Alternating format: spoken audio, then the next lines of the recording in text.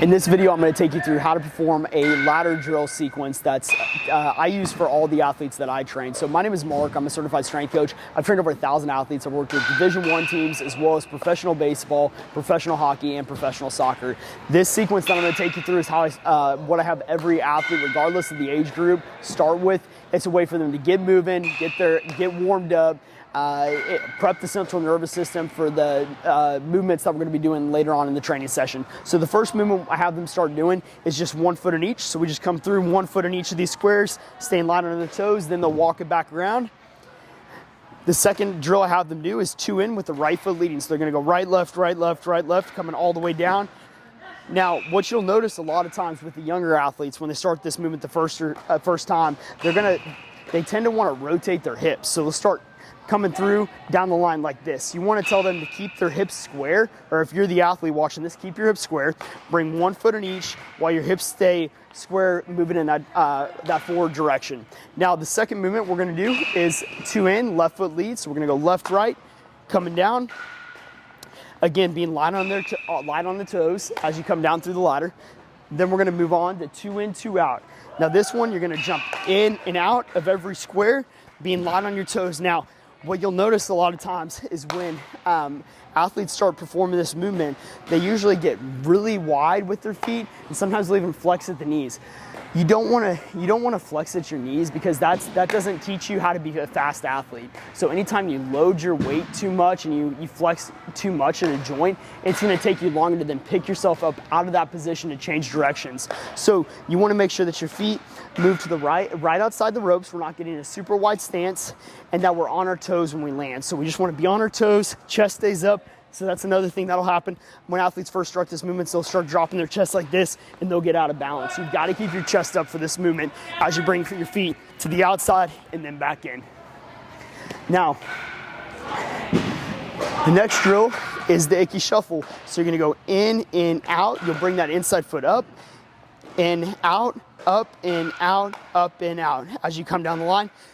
Now, some athletes, when they start doing this, they've either learned in football or in soccer practice how to do this movement. And I really don't like how some athletes learn this movement, which is what they'll do is they'll come in and out, and then they'll load the outside of their body like this and get really wide with their movement. And to me, that shows the athlete doesn't have control over the movement. I want the athlete to learn how to keep their feet underneath their hips, get a good cadence with their feet as they come down the line. That way they keep their weight more balanced between their feet, and they learn how to take quicker steps. Because at the end of the day, the ladder drills are all about learning how to take quick steps so that they can be a more efficient athlete. Then after that, for more advanced athletes, we'll do the icky shuffle coming backwards. So then they're doing the same thing. They're just dropping that inside foot to the back as they come back down through the ladder. Then we'll finish for the beginner athletes.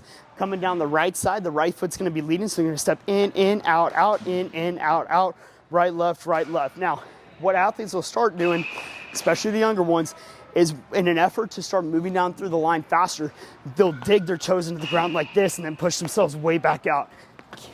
This shows me that they don't have control over the movement. So just reminding the athlete to be light on their toes, keep their feet moving right outside the rope, and then back in, staying light on their toes as they come down the line. Then the last drill I have them do is going down the ladder with the left foot leading. So in, out, left foot's leading as they come down the line. Again, being light on their toes, feet stand to the hips. More advanced athletes, so typically athletes that are 15 plus, the problem is with a lot of times with this single leg movement. So I'm going to show you how to do the single leg hop coming through the ladder. With the single leg movements, a lot of the younger athletes don't have the strength to be able to balance well for this movement. And you can tell this by if you just have the athlete go a squat and they perform a squat and their knees kind of cave in like this as they push themselves up. That's called knee valgus, and the lateral rotators of the hip aren't strong enough or aren't activated to be able to keep that knee in the proper alignment to perform the movement. And so I don't like athletes with knee valgus to perform this movement because I don't like the extra stress it places on the knees as they're coming down the line. But for the more advanced athletes that are a little bit stronger, hips are activated, they don't have the knee valgus, I'll have them come down the line, single leg hops, coming down, right foot leading, and then they'll repeat the same movement after they walk back with the left foot leading. Again, keeping the other foot just right off the ground in case they need to rebalance.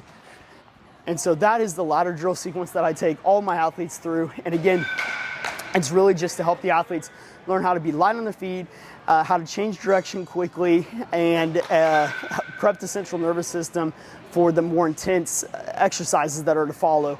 There are many ladder drills out there that are very complicated, and at the end of the day, I don't really care so much about the athlete learning a complicated ladder drill, because to me, the purpose of ladders is to be a more effective athlete. So we could spend hours trying to learn different ladder drills and getting really complicated with the movements, but at the end of the day, those complicated ladder drills are just gonna make them better at ladder drills, and I wanna make them a better athlete. So I stick to these same ladder drills every single session.